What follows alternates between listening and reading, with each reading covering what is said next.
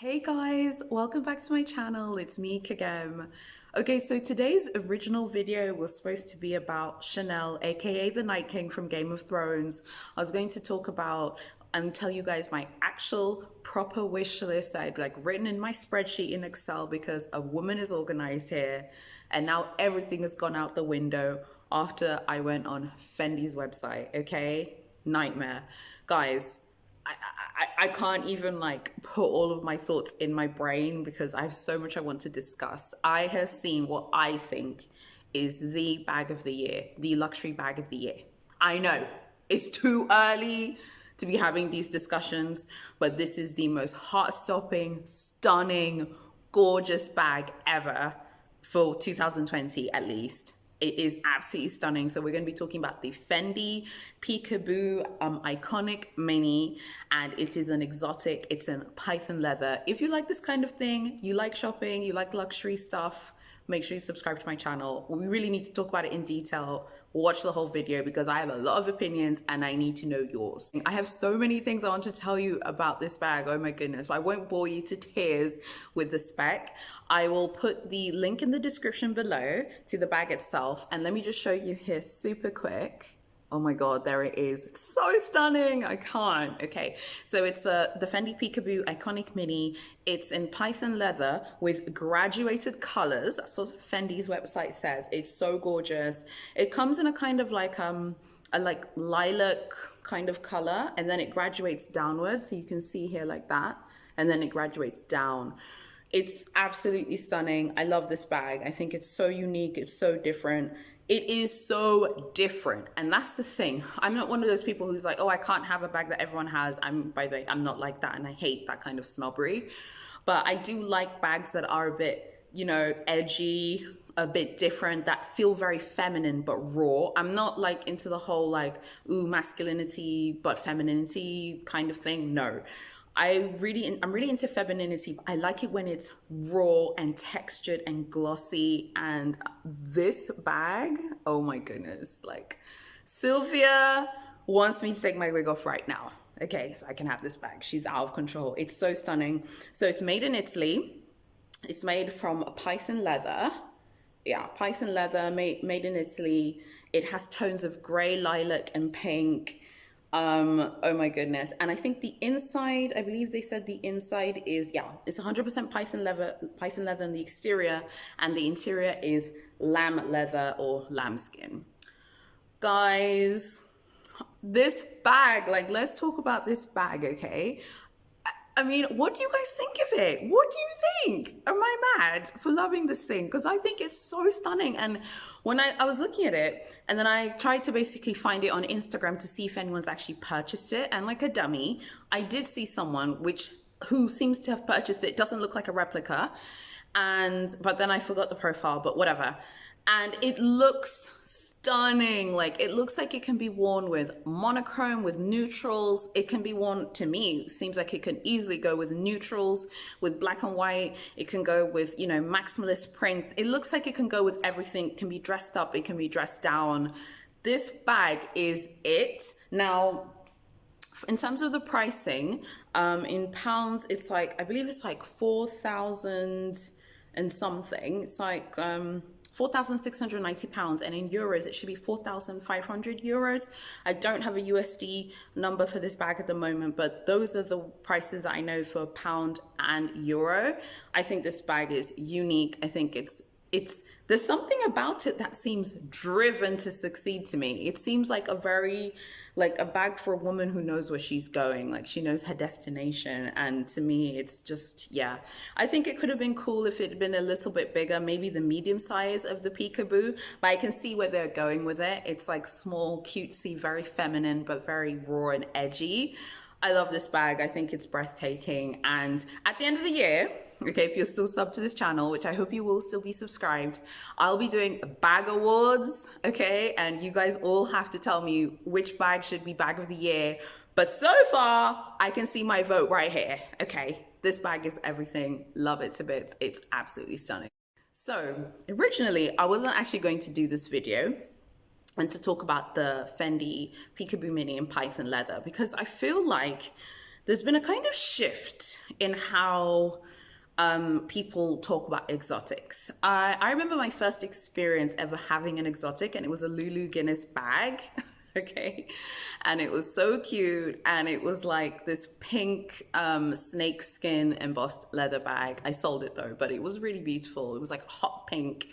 Now I'm reminiscing. I got it when I was at uni. It was really, really nice. Now, I feel like that, and even that bag, I remember just like people sometimes be like, is that real? You'd be like, yeah. And you could see the reaction from who wasn't impressed and who was like, yes, it's real, love it. I feel like there's been a massive shift against exotics in general, but not from the luxe community, from people outside the luxe community. And before anyone brings up Chanel, don't talk to me about the Night King, okay? Don't talk to me about the Night King, because I know and I believe that Chanel did this as a PR move. I know people slag off Chanel's bags all day long, saying that the quality has decreased, but many people have said that the exotics were made of very high quality, and they can be found on the gray market, and they go for tons of money on the gray market. I think that the problem that we have right now is that luxury brands are under incredible pressure, I think, to conform to certain things pertaining to sustainability. And I think sustainability in fashion is wonderful and amazing. But I think sometimes, like, we also need to look at things from a business point of view. Why did Chanel drop exotics? Why is Vuitton still using exotics on their bags? What about Hermes, which frankly to me seems like a diehard exotic.com with Fendi? They just seem like diehards, like they're not going anywhere. Look at all the, the big noise that Gucci made. Like, yeah, guys, we're no longer using fur. It's done, it's done. But we're still going to be using python and snakeskin on our bags. And you can literally go on Gucci's website today and see their exotics. And by the way, they look nice. Like this, I think there's a Sylvie I saw there, or like this tote bag I think it was in snakeskin. It was really, really nice.